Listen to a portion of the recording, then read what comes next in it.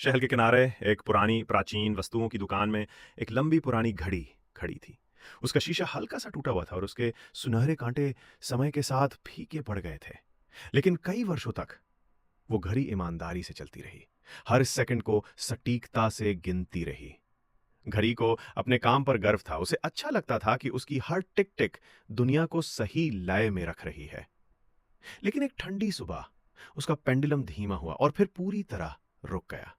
दशकों में पहली बार घड़ी खामोश हो गई। शुरू में वो घबरा गई। अब मैं क्या हूं?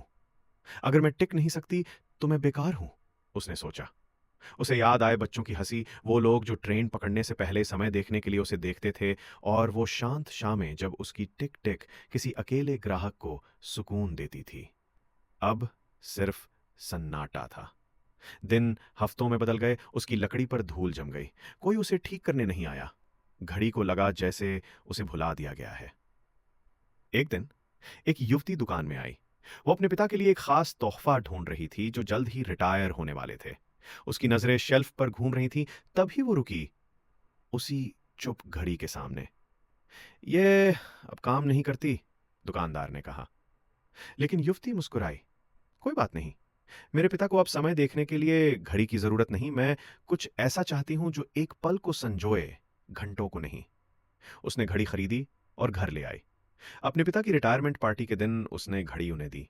उसने कहा, यह घड़ी अब रुक चुकी है, जैसे आपके काम के दिन खत्म हो गए हैं। अब यह हमेशा वही समय दिखाएगी जब आपने अपने जीवन का नया अध्याय शुरू किया। बूढ़े व्यक्ति ने प्यार से घड़ी को छुआ। घड़ी ने, भले ही खामोश थी, अपने भीतर एक नया उद्देश्य महसूस किया।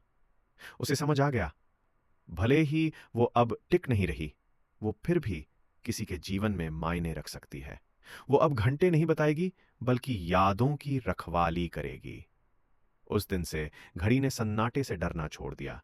उसने सीखा, कभी कभी रुक जाना भी मायने रखता है। हर अंत एक नई शुरुआत हो सकता है।